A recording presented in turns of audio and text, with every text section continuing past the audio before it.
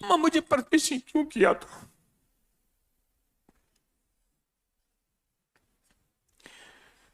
मुझे परदेसी क्यों किया?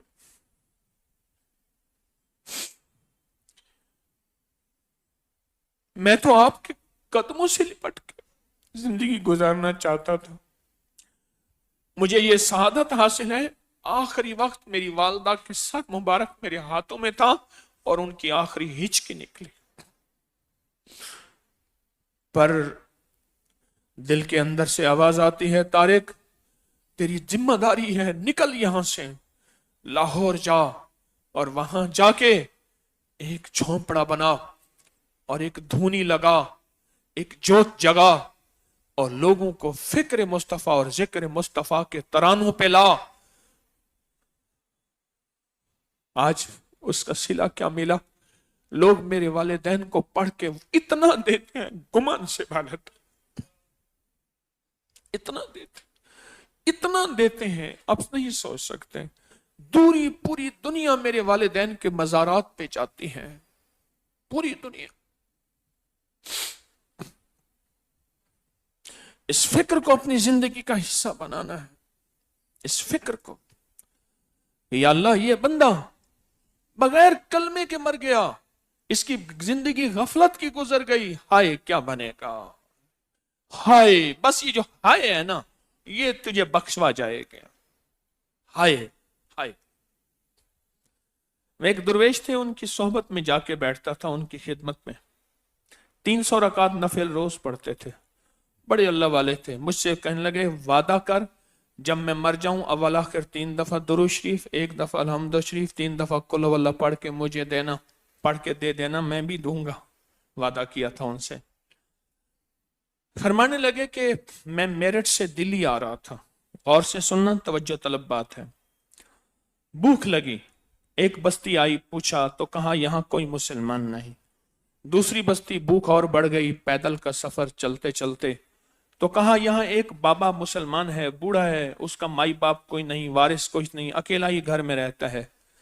हम चले गए, बाहर से आवाज दी तो अंदर से आवाज आई, आ जाओ। अंदर गए तो बाबा जी गोश्त की बोटियां बना रहे थे, जानवर जबा हुआ पड़ा था। तो बाबे से हाल हवाल पूछा और खाने का कहा, तो मुसलमान है, कहा मुसलमान हूं, लेकिन कहा अचानक एहसास हुआ ये गोश्त तो खिंजीर की सिरी साथ पड़ी है, ये सुअर का गोश्त है और खिंजीर है। तो हमने बाबा जी से पूछा, बाबा जी ये तो खिंजीर है। कह रहे हाँ बेटा, मैं जबा कर लेता हूँ, फिर धागे में पिरो देता हूँ, गोश्त खुश्क हो जाता है, आहिस्ता आहिस्ता पका पका के खाता रहता हूँ। उसको पता नहीं था बेचारे को हलाल हराम जायज नाजायज का। तो हमने कहा बाबा आप मुसलमान हैं? कहा हाँ मुसलमान हूं मैं। हमने कहा बाबा ये तो खिंजीर हराम है और इस्लाम में नाजायज है। हाँ, बस यूं हाँ कहा और बाबा गिर गया। हमने कहा गम की वजह से बेहोश हो गया, देखा बाबा तो चला गया था। हाँ, वलिमन खाफा मकाम रब्बिही जन्नतान, बस हाँ, बस यही गम।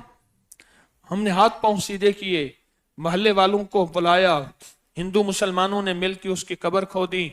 हम 3 आदमी थे, हमने तीनों ने उसका जनाजा पढ़ा।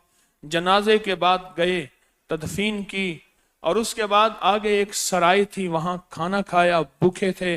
अब पैसे निकालें तो पैसे थी नहीं, यहाँ हिमियानी बंधी हुई थी।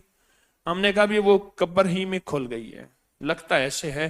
दफन करते हुए मैयत का दफन करना, उठाना एक पूरा मरहला है।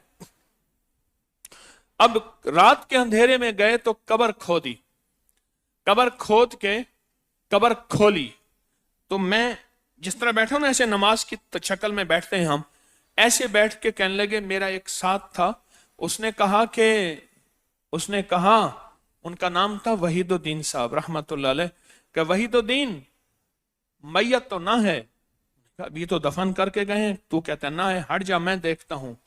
आंख आंख का फर्क देखें। उसने अंधेरा देखा, इन्होंने देखा तो कहा सामने जन्नत, जन्नत के मकामात, और एक बाबा वही बैठा तख्त पे कुरान पढ़ रहा। कहता तेरी हिमियानी ये है। उसको दे दी थैली, और मैंने कहा बाबा ये मकाम कैसे मिला?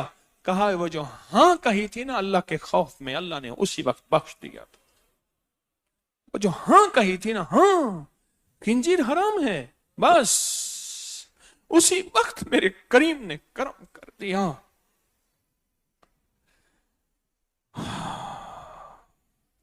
امت کو یہ درد بھی دینا ہے، امت کو یہ غم بھی دینا ہے.